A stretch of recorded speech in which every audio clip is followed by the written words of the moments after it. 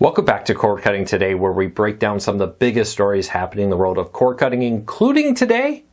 Another major cable TV network is facing bankruptcy. Comcast may be forced to sell off its internet and television services or spin them off. And Hallmark content leaving Peacock. These stories and a whole lot more, and I do mean a lot more. It was a busy weekend, coming up here in a quick second. First though, if you want to learn more about any of the stories I'm about to talk about, you can find a link to each one in the show notes and in the first pinned comment. So you can read them for yourself, come up with your own opinions. I would love to hear from you. If you're new here, please consider hitting that subscribe button or hitting that thumbs up. Doing one or both lets YouTube know you enjoy what we do here. Alright, let's start off. Major cable TV network, even though it may be regional, this is going to ring bells through the industry. MSG Networks has reached a deal with JP Morgan to avoid bankruptcy for now. Now, I think this is a temporary band-aid on a long-term problem, but there's also reports out there to help deal with their bankruptcy. They're in active talks with the Yes Network to merge. They kind of overlap each other with different teams and different networks in their market. The idea here is that they can consolidate down all the sports in the greater New York area into one RSN, Regional Sports Network. If you live in some markets, they may be the Valley Sports at one point. Now they're FanDuel Sports, NBC Sports Networks, and the like out there, for example. This is a Regional Sports Networks. MSG has the Knicks and Rangers games. Yes Network has other teams in that market. Look for this to be a big issue. JP Morgan agreed to cut their loan from $800 million to $210 million to try to make this network keep going. I'm sure JP Morgan says something is better than nothing with this deal, but I don't think it addresses the underlying issue. These regional sports networks are not financially sustainable anymore. Increasingly, people are skipping them. Dish, quite a few years ago, dropped, maybe over 10 years ago at this point, or about 10, somewhere in that range, dropped many of its RSN networks from its network. What they said was they are the most expensive, or some of the most expensive channels on their network, and they're some of the least watched. If you're a hardcore fan of your team, you're going to pay for it. But even casual fans have increasingly started to say, well, you know, I like, for me, the Detroit Tigers. I like them. Catch a little bit on the radio. Yeah, maybe I'll watch it into on TV. But I'm not paying $20 a month to watch the Detroit Tigers through the subscription service that they offer here for in-market streaming. I think that's the problem. Is there's not enough hardcore fans to justify the cost of these networks. Look for consolidation to become more and more common. We've also heard stories that in Chicago, the new Chicago Sports Network, which airs the White Sox and Chicago Bulls and more, is trying to strike a deal to bring their content to more over-the-air stations and more TV networks to try to expand their coverage there. It's increasingly becoming clear that regional sports networks, or RSNs, just cannot be profitable enough in the current television market, and they have yet to figure out how to go forward.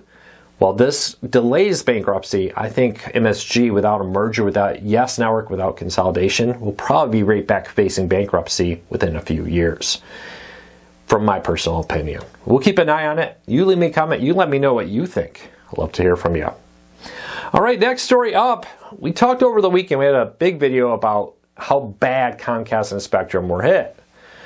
Well, there's increasing talk that we've heard, and I would like to say I think this is probably where we're going to go at some point, even if Comcast and Spectrum aren't quite ready for it yet. But do not be surprised if we see Comcast spin off its internet and television company, maybe even spin it off in a joint partnership with Spectrum. Comcast is a much more diversified company than many cable TV companies. Of course, they have the amusement parks, the studios, NBC Sports, and cable networks, and so much more, where Spectrum has a few diversification, but not nearly in the scale of Comcast.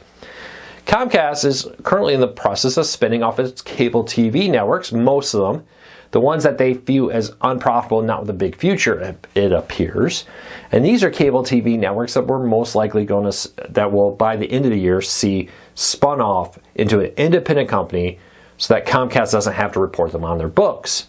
Would not surprise me to see Comcast do the same with its internet television. Spin it off into an independent company, strike a deal. It's much rumored that there's been interest between Comcast and Spectrum to merge these two companies, since they don't really compete because they're not in the same markets. They may be forced to just to protect their studios. You basically have a massive rock when it comes to television and now internet, as almost 200,000 internet customers canceled in the first 3 months of 2025, and 427,000 television customers canceled. That's just in 90 days, their TV services. Keep an eye on Comcast to do some maneuvering to refocus its business away from television and internet. Let's be honest, they're going faster and faster, bigger internet packages. Most people just don't need those. They're becoming increasingly happy with cheaper 5G, fiber, and other options. Mark my words, won't be surprised to see them spin off here soon.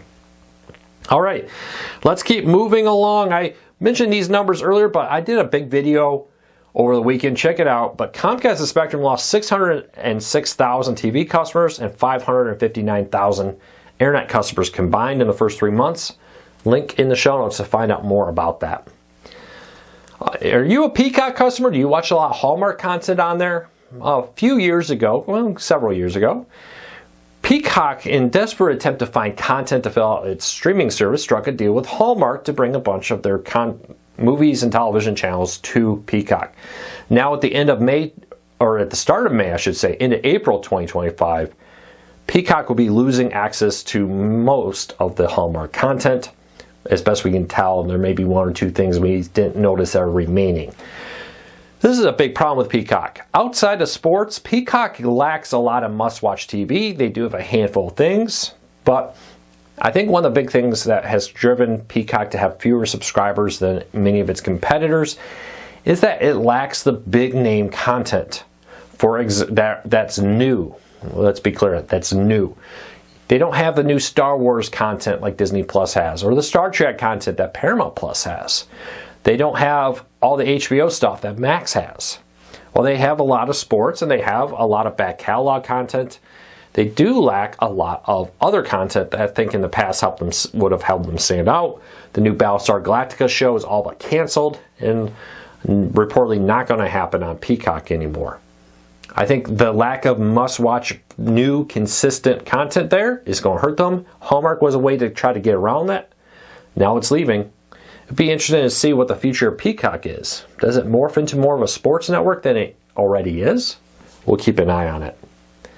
All right, next up, we talked about the potential end of Comcast and Spectrum because they're losing internet customers. You know who's gaining them like crazy? T-Mobile added 424,000 home internet customers, a ton of them being 5G home internet customers. Verizon also added hundreds of thousands, and AT&T also added hundreds of thousands of internet customers. At the same time, Spectrum and Comcast both lost internet customers. We'll keep an eye on this, but T-Mobile wants to be a home internet provider, not just by 5G, but also by fiber. They've been buying up smaller fiber home internet companies and building a fiber network of their own. T-Mobile trying to diversify their business as they're facing competition from cheaper resellers and more.